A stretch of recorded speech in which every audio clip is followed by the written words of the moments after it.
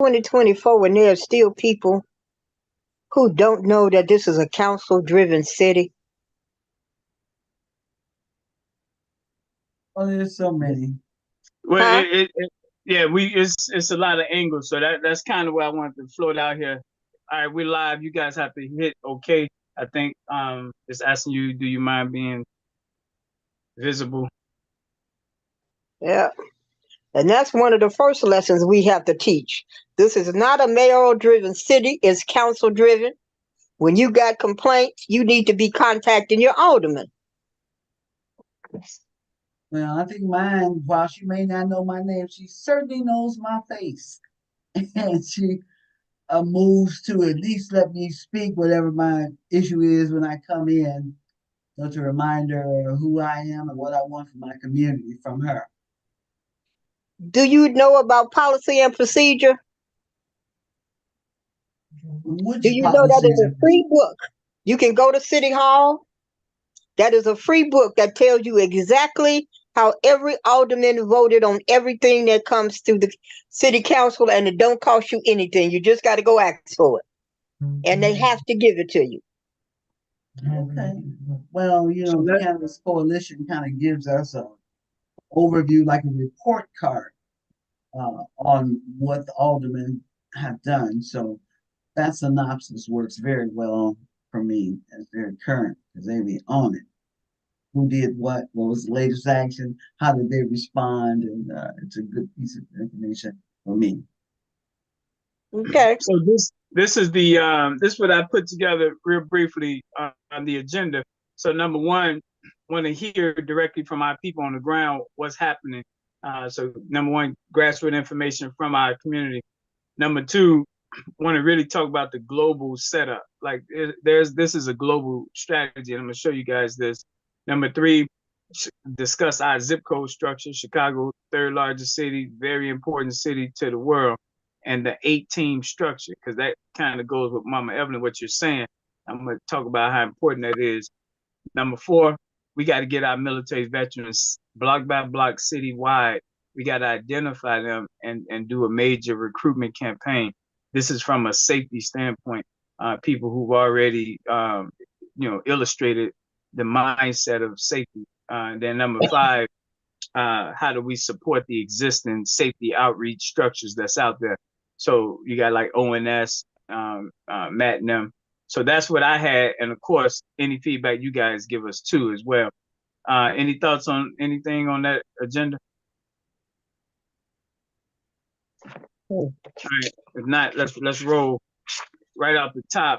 I reached out to Governor Claudette earlier today and told her what I saw on YouTube, which was people calling the Chicago police, reporting that there was 32 Venezuelan gang members in the lobby at 6142 South King Drive.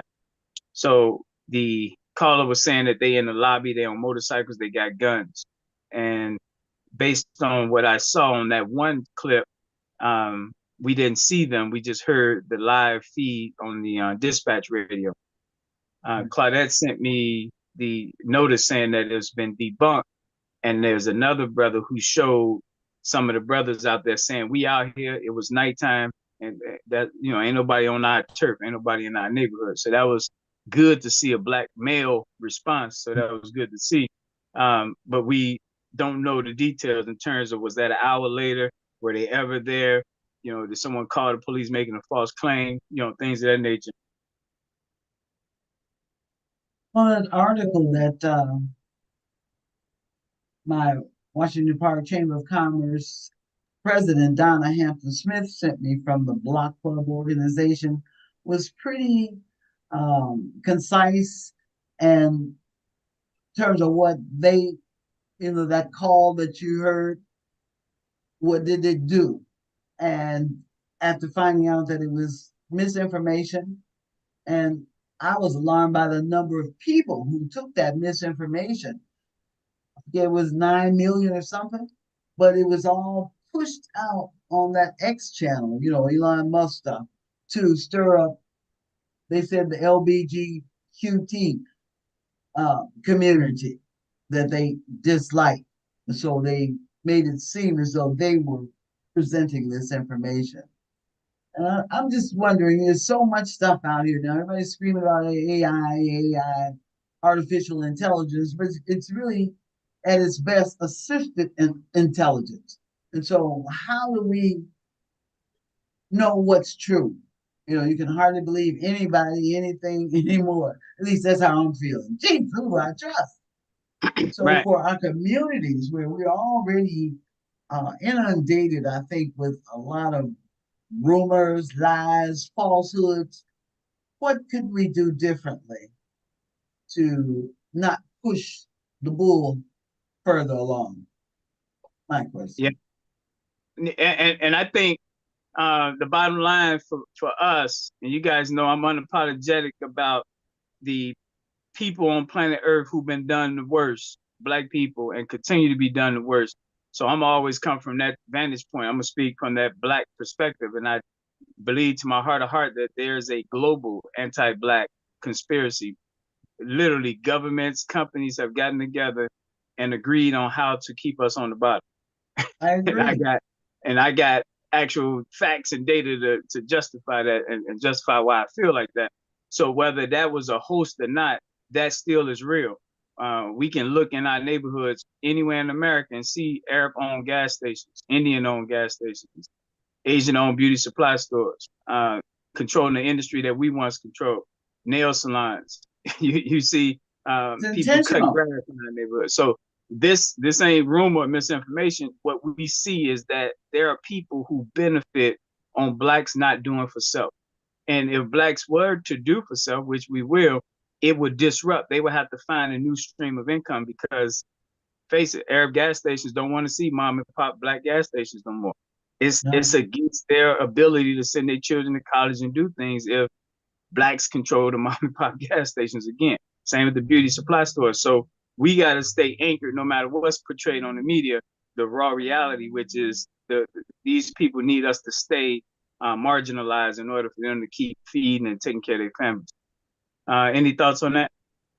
Yeah, I see I them think riding brand new Range Rovers and their kids living in great communities, good schools and stuff. And the fact that they don't hire any of us and they make so much from us, I'm doing a personal protest. I'm not buying any Baba stuff. I ain't buying no more Chinese. I'm not buying no more Mexican foods. I love those, and those were my entrees out of the hood, if you will. But no more. They give nothing to my people, my son, my grandsons, my nephews. No. So I'm going to learn to cook some Asian food. I love it. Some Mexican food. And Baba's has only that Sunday that I like. And, but the let's dollars back I you up have, on this.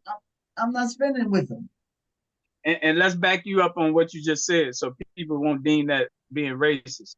You're Uh-uh. responding to what you see in your neighborhood, which is people taking money out and it not staying in the community. So what you just said is just the first law of nature, which is self-preservation. You go do for Yes. self. So And we have a lot of thriving and upcoming Black businesses now. It's not like it's a total vacuum. They want us to think it in terms of big box industries, but there are many individual entrepreneurs and people with the necessary certifications that we need to patronize. We need to support these people, these families, because that's what we do. They're not hiring Asians to work for them. They're hiring their cousin or their nephew, another Black person, and we need yeah. that. Yeah. Um, Mama Evelyn, did you have something you wanted to contribute to that? I think I like to do the stuff that worked in the past.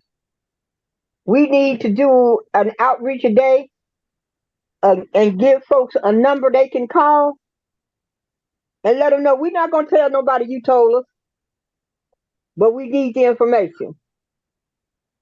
I What are we went to Yep. saying to them?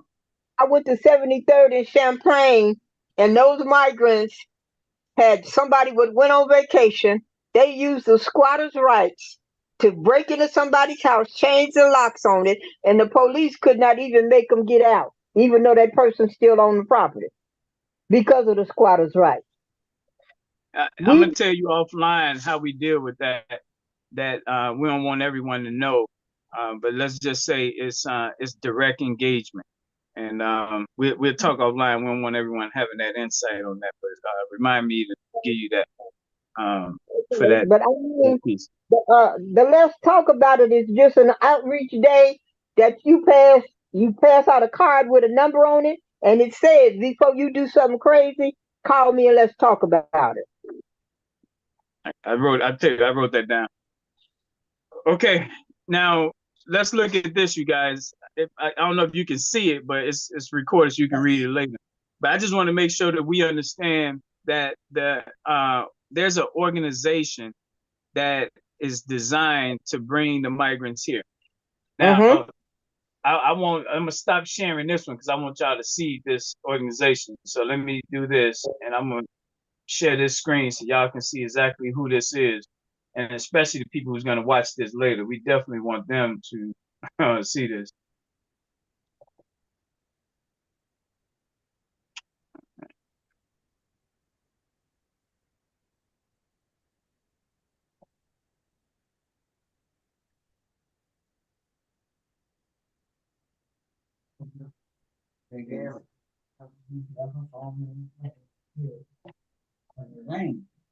Yeah, she went to Denver, Georgia. And she said hi everybody to Simon too. All right. Okay, here we go. Now, how do I share that? You guys can see that. Okay. So let me scroll up so you guys can see this here. This Make it is bigger. make it bigger. Okay. There you go. All right. So this is the International Organization on Migration. It's their website here. That's what IOM is, International Organization on Migration. It started in 1951 to help whites in Europe come to America. Yeah, yeah. That's how it started. You can check that's in their history. And you guys know they've been coming to America a long time, but this was a legal structure put in place to help them migrate in and to get in here. And you guys know the Homestead Act of 1862 gave them, you know what I mean, acres of land and loans to build up when they wouldn't even give us our 40 acres and a mule.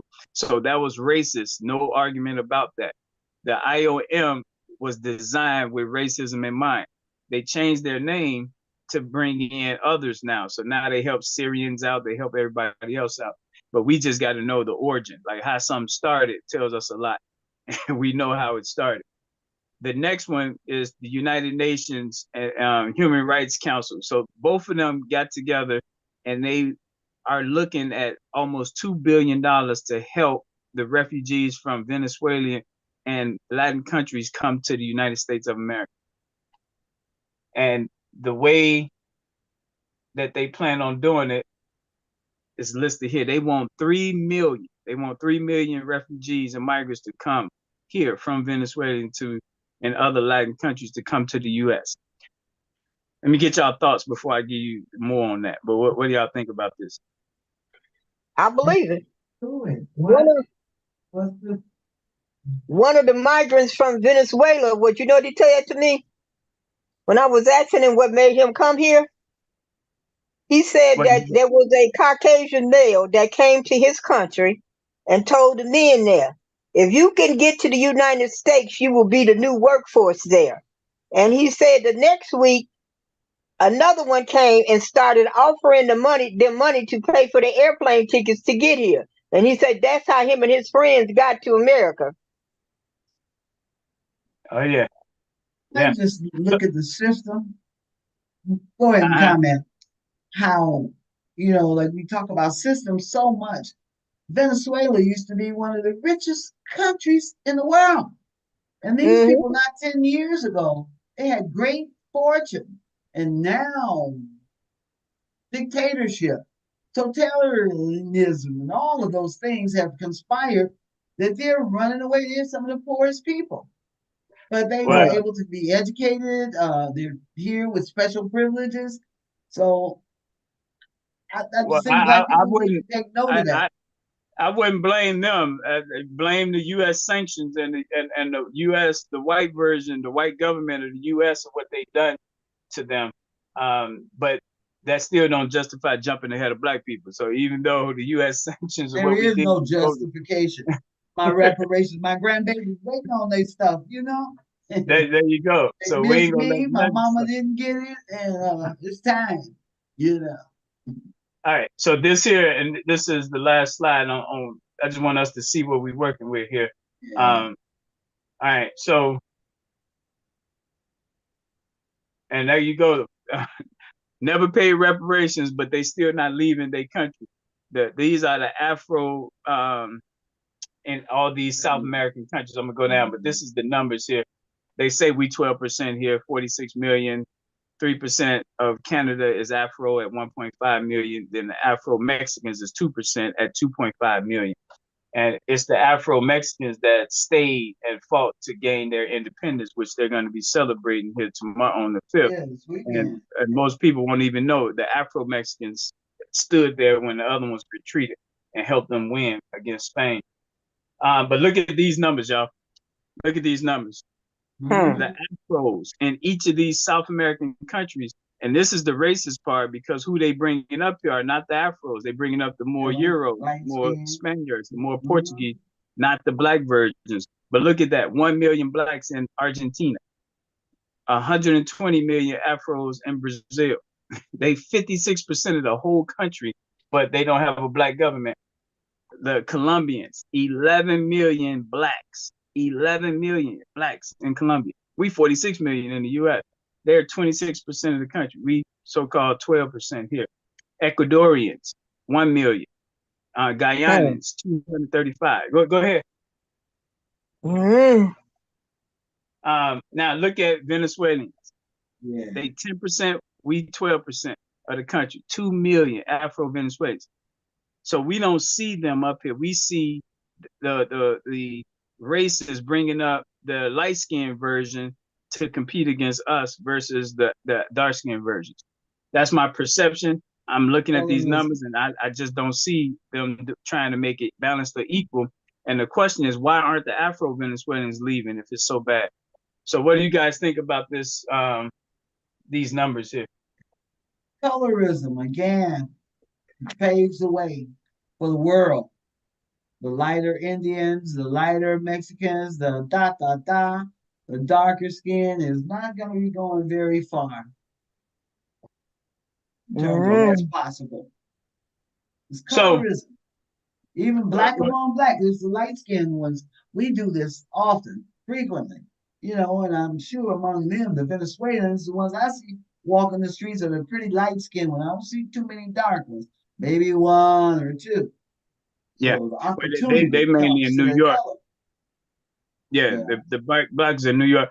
Now, the other part though on the agenda is to talk about our military veterans because when we say what we're going to do about it, I think that's the key. Like we recognize it's a problem. What's the plan? And I like what Mama Evelyn said about outreach today. What we already have in place. I want people to see this. And let me put this up so y'all can see this. So in every black zip code in Chicago, we have a structure already in place. Claudette is our 60636 structure leader. We call it governance. But look at this right here. Hopefully you guys can read that. So Mhm. all 20 black zip codes, we have people in those zip codes that talk to us, talk to each other. So that we got the city, Black Chicago, with a perimeter around it. What's not happening, and I think this is paramount for us to be doing, especially now that we got other people right in our neighborhood, put in our neighborhood, is we got to be able to be highly organized, highly, Hmm. highly organized. This Yes. here, the blue bucket there, it says business underneath. Uh, where are our black entrepreneurs, risk takers? The blue bucket people are the people who create jobs. And we already know that that's an issue. Economics is an issue. So who are they on the block? Who are they in your zip code? Who are they in your church? Who are those team one people? And then do those team one people know each other? Are they talking to each other about not conceding black dollars to people who don't care about black issues? So that's an agenda item. The second bucket there is red, team two. These are people who love holding people accountable. They love getting out there, engaging people, holding their feet to the fire. I call them the pit bulls. They love to release the pit bulls on. These people aren't afraid to go to jail, whatever it takes to get accountability done. Who are those people in our neighborhood, on our block? All right. Team 3 is who we talking about here today. This is our military veterans. These are our retired police. These are our children that want to be police. Yeah, I thought about me too. All right. So that's the third bucket there, and I'm in that bucket as a Navy vet too. And then the fourth bucket is our students and our educators, so our teachers. And of course, we already know, Mama Evelyn been talking about it already, how we need to educate our people. Well, let's encourage Team 4 to do that. Where's Team 4 at on the block in the zip code? Let's support them so that way they can educate our children outside of the government system. Team 5. I tried and they shut me down. Who was that? I was doing the youth market, teaching the children how to earn money to develop their own economic base. And the Chicago Housing, even though Jeanette Taylor gave us permission to use a lot, Chicago Housing Authority, Tracy Scott shut us down. And we haven't supported you the way we should, because the bottom line is it's 20 zip codes. We should have Evelyn Johnson in all 20 zip codes, so that way you're not alone. So just know, don't give up on that. It's just a matter of getting more of this inventory done, so we'll have layers of support for you.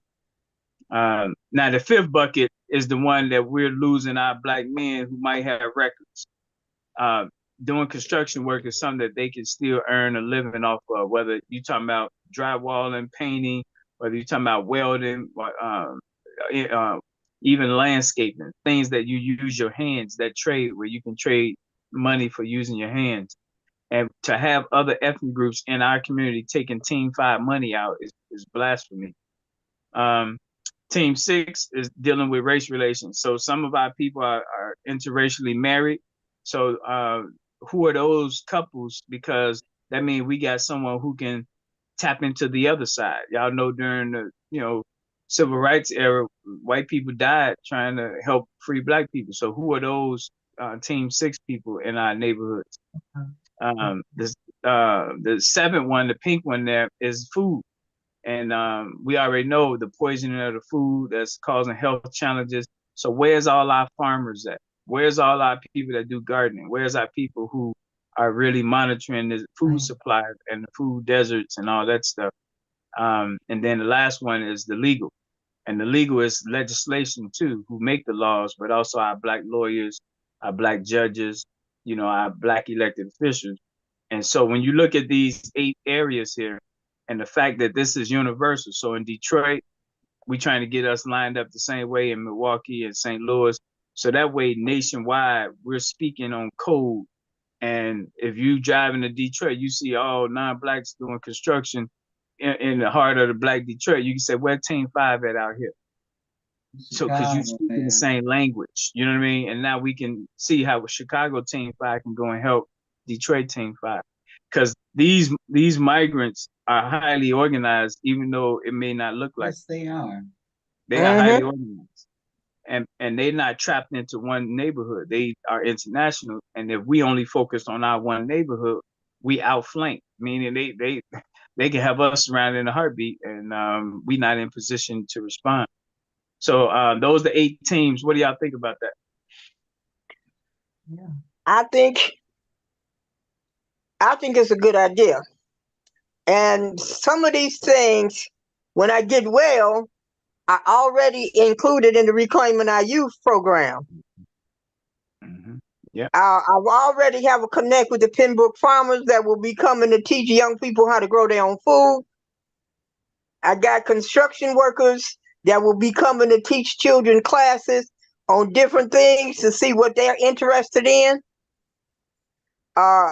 I got a group that is working now trying to get me one of the schools from Jeanette Taylor. And in each one of those classrooms, I intend to put a black business. And the agreement, No, go ahead. The agreement will be that every business that has a classroom We will all be playing equal parts to keep the school building up to code, and they must hire a child to teach them to do what they're doing. Nah, that's great. Here's the thing. You got that in your head right now. So what I think we have to have for all of us in Chicago is we have to have that list so we know who Mama Evelyn's construction people is and they zip code. So that way, if they under 60637 now, the governor of the zip code also know they got a new team 5 person. So this list needs to be public without their phone numbers being public. Because what Okay. this will do, this will allow every leader, any resident who want to do something to have a database of people who give a damn. Do that make sense? So like if you're doing something on food, you can go to that team 7 and all the zip codes and invite them out because the list is out there, it's public, it's on the website, but you know who to call because their information for you to call them isn't on the website because the enemy can use that against us. So at least you know you got 3 Navy veterans, team 3 in your zip code. That allows you to say, okay, I want to get in touch with all 3 of them. And then you get in touch with the channels and voila. So I think that's the key. Everyone, like you, Mama Evelyn, got all of these buckets, got people, but we got to get it out of y'all head, get it documented, coded so people privacy is protected, but that way we can make it public. And that's going to show us how strong we are. Because if I ask us right now, how many Navy veterans we have in Black Chicago? Who can tell us? Oh, I have no idea. Who can tell us how many farmers do we have in Black Chicago? Yeah. So the key is us being block by block. We can do that research. We can find that out, and that's the main thing I wanted to talk about with the guys taking over 61st allegedly. Who we know on that block, because that's easy. If we know somebody on that block, that's a conversation. Now, how many addresses on that block? Because that's what we'll work with them on. Who we know on the block besides you. So that's kind of the details, and everything we find out, it fills in these buckets. And as we fill in these buckets, I mean, now leaders know who else they can tap into to work on uplifting the Black community.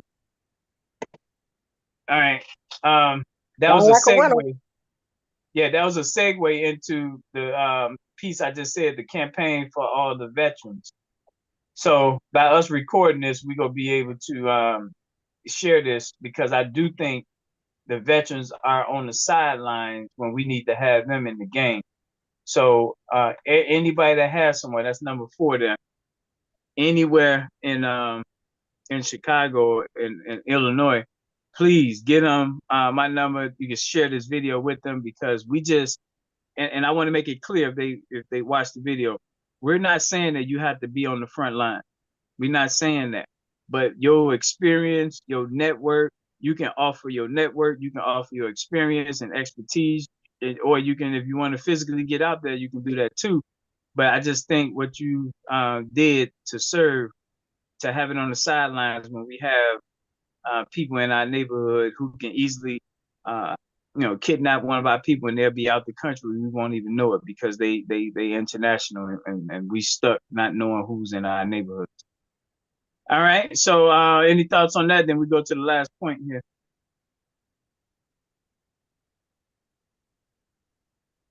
Okay. Oh, go ahead.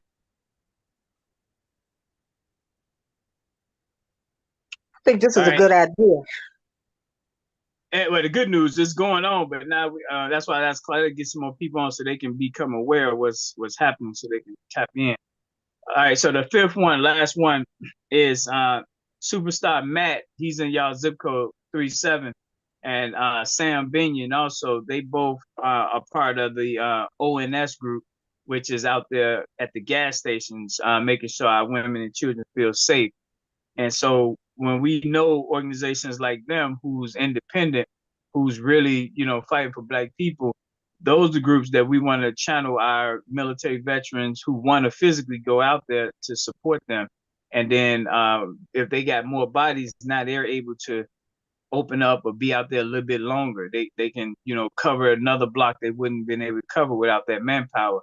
So I just wanted to put that offer out there that we want to have that campaign to recruit all our military vets, disabled, doesn't matter. We want to recruit them all because we'll find the right place for them. So that's it. Anybody have anything else you want to talk about or describe to our audience? I want to take a moment just to thank ONS for their intention to be a visible protection for the community. I love that. Yep. And they have supported events of mine, and I've seen them in action in the community. I like that they will bring on moms, dads, younger people, older people, but they got their orange vest so they know that we're together. And the Yep. people who might consider criminal or behavior and stuff, oh wow, there's some people watching us. And that in itself, to Yep. me, it reflects the lack of black men protecting me in my neighborhoods. But when I see ONS, here they go, I love it. And that's good to hear that. And I'm glad we captured that. So that way he can see this too. Because people need to know, especially our black women need to feel safer than what it is right now. Yeah. Someone just typed in the comments. Can someone read those comments? I can't see them. But that's good, Claudette. You feel that way, and they're gonna see the video, so they and get stronger with it too. All right. So, did someone want to share anything? Was someone speaking? That was C.W. Allen said he has to go and get her babies into bed. Thanks for the info on the chat. Mm-hmm. So here's the bottom line, so everyone can leave with this view. The fact is, these migrants are here. And they have connections outside of where they are, and they may be talking to each other nationwide.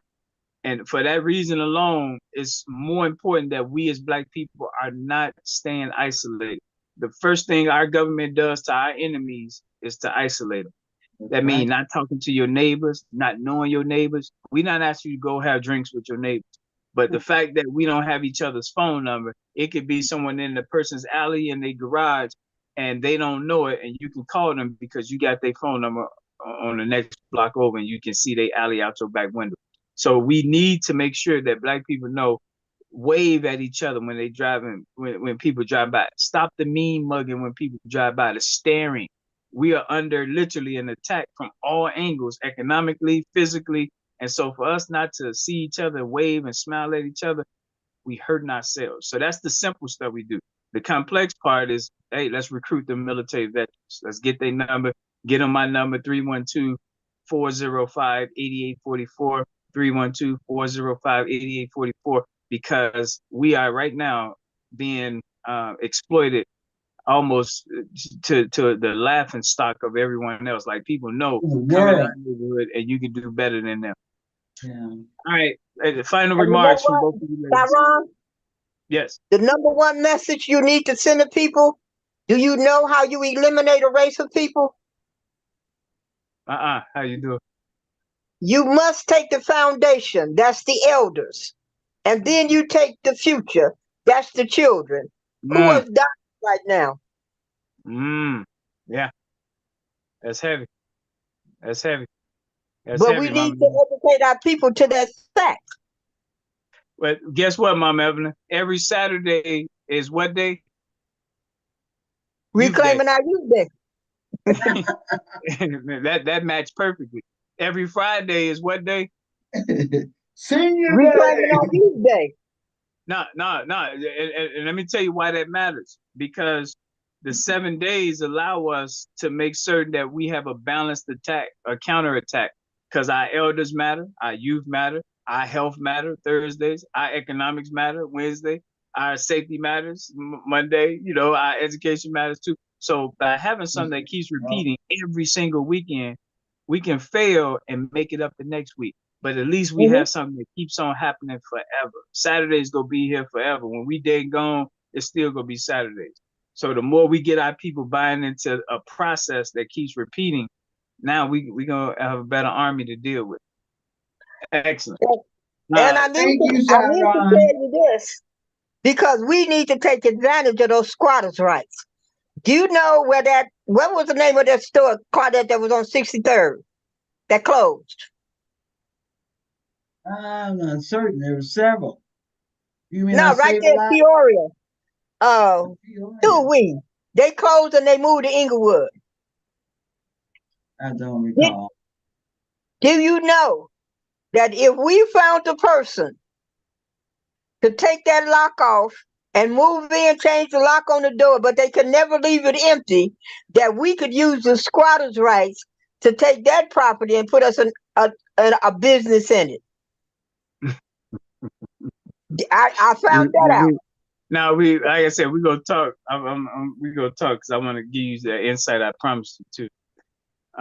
Thank you for that. Well, thank you, Cool, Sharon. yep. Yeah, Appreciate this this was opportunity to talk. You know. this Now I was really appreciate. good. This was a great call. Well, it's recorded, so y'all get to send it to people who couldn't make it too. And my phone number is on there, so they all can call right away. So as Jesse Jackson say, y'all, let's keep hope alive. Let's not give up. No, under no circumstances. Yeah. I am somebody. I certainly am. Okay, and Good night, always you all. have been. All right, but